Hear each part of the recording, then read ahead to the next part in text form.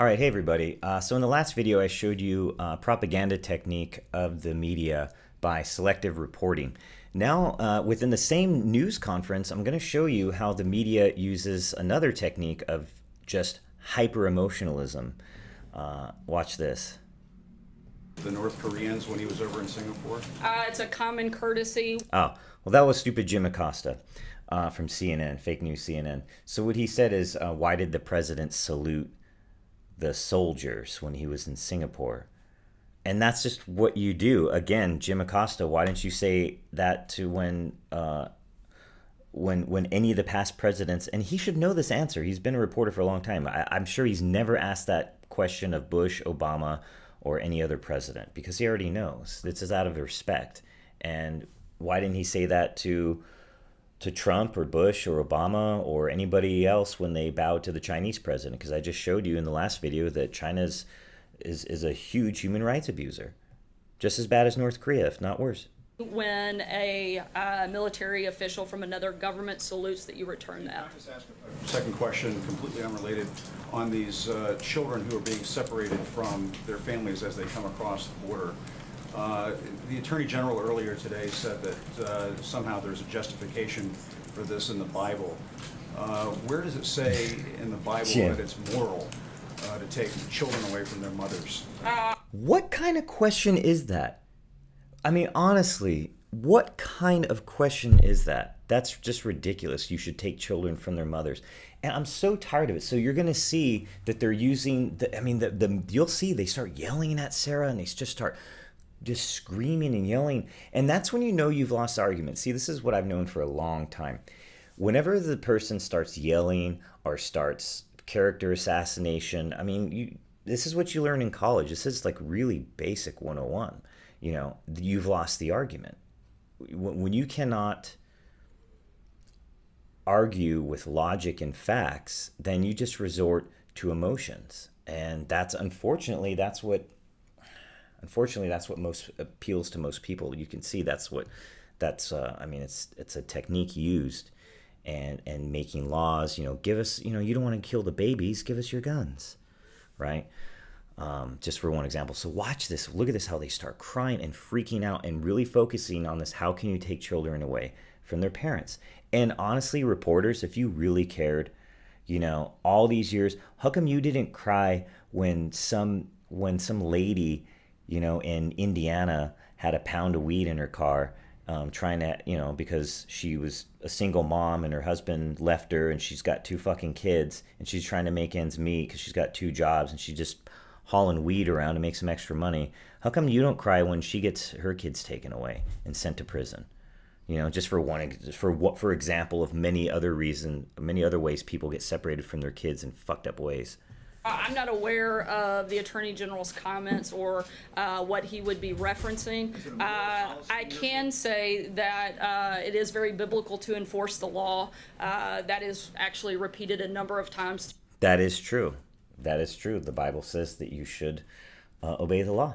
Throughout the Bible. However, and I don't even know why we're talking about the fucking Bible anyway. The bottom line is they're pissed off is because Trump is now ordering the government to enforce the law, which is the basicest law, which is in the Constitution to protect the borders. It's not even an argument, and they're crying over it. It's ridiculous.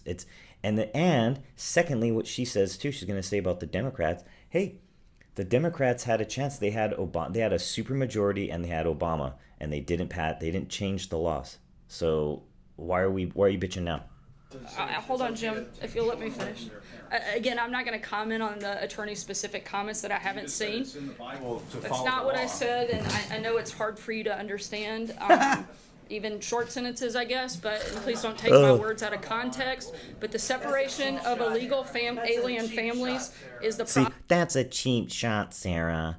Hey, so yeah, and then when you defend yourself, they say you're calling a cheap shot. Product of the same legal loopholes that Democrats refuse to close, and these laws are the same that have been on the books for over a decade. There you go. The president is simply enforcing them. policy to take children away from their parents. And there you go. It's Can you moral. It's a imagine moral the horror policy that to these children follow must and be going enforce the through law. when they come across the border, Jim. they're with their parents, and then suddenly they're pulled away from their parents? Why is the government doing this?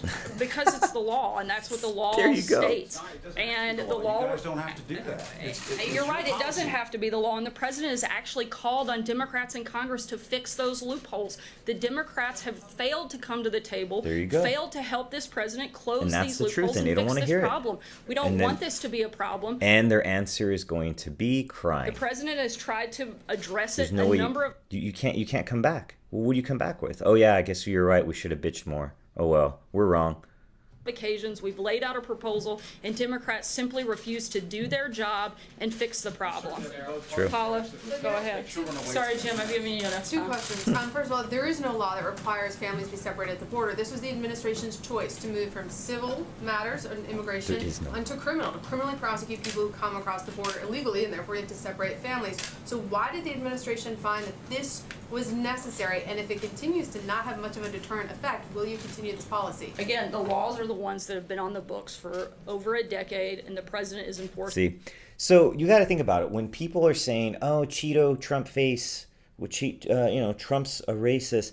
Look, these laws are old laws.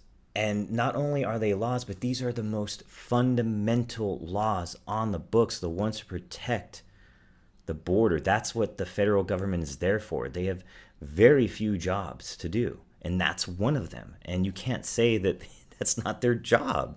Them. We would like to fix the broken system that our immigration and fix our immigration problem. However, until Democrats are willing to actually fix this problem, it's going to continue. But we would like to see it fixed. Jill. Take responsibility for its policy change from civil, handling them as civil matters to criminal prosecution. It's not a policy change. Again, what do you do when you lose an argument? Go emotional and cry. To enforce the law. That's been this administration's policy since the day we got here. In April, that he was going to move It's- from handling it as a civil it matter has to been criminal our and separating administration's families. policy. Our administration said it was a deterrent. They're separating families to deter people from coming here illegally. Our administration has had the same position since we started on day one that we. Aren't laws deterrents? Isn't that what a law is? Hey, don't go too fast or you might have to pay a bunch of money. Hey, don't hit that guy in the face or you might go to jail. Laws are deterrents. This is fucking the dumbest shit. And they're just, look at it, they're just We're crying. going to enforce the law. I Crying. know it was something that wasn't high on the priority list in the previous administration, but it is on ours. We're a country of law and order, and we're enforcing the law and protecting our borders. We would like to fix these loopholes, and if Democrats want to get serious about it instead of playing political games, they're welcome to come here and sit down with the president and actually do something about it. Boom. Don't you have any Boom. Jill, go ahead. Boom. And then see, you can't answer that. And then this guy starts crying and crying. Listen, look at this guy. He's not even a reporter. I don't know what these people are, but they're not reporters. Come on, Sarah, you're a parent. Don't you have any empathy Come on, you're a parent. for what these Emotion-based empathy. people are going through? They have less than Brian, you do. guys, Sarah, come on, settle down. seriously. Sarah, come on. I have never seen reporters do this at a press conference or with the White House spokesperson. I've never seen this. Seriously. I'm trying to be serious, but I'm not going to have you yell out of turn. They're Jill, telling please us call. It's a law, and they have these. Please, this dude goes on and on. They're activists now. They're activists. Look at this, and she lets him go on, which I don't think I would have. I would have kicked his ass out. Honestly, I would have said, "You're disruptive. You're gone." And then they'd say, "Oh, freedom of press." It's like, yeah, you have the right to ask questions, but it's not your press conference. Whoever the fuck you are from Washington Post, New York Times, shut the fuck up and get out. It's Sarah Sanders' time. The fuck. You ask the questions. You're not. Now you're giving a statement. Listen to this shit. These people have nothing. They Hey, come over Brian, here I know with you want to nothing. get some more TV It's time, but that's not that. what this It's is not about. If I that. want to It's about recognize answering you, a question, go ahead, Sarah. Jill. Honestly, answer the question. It's a serious question. These people have nothing. They come to the border with nothing, and you throw children in cages. You're a parent. They come to the boarding with nothing. You throw children in cages. Sarah Sanders doesn't do that. Nobody's being thrown in a cage. Hey, Brian, let him go stay at your house if you like. All right. So there you go. That's the second lesson for today. What the media does is they just get hyper emotional, and it works for a lot of people, unfortunately. But there's just no answer. And seriously, Brian, go let them stay at your house.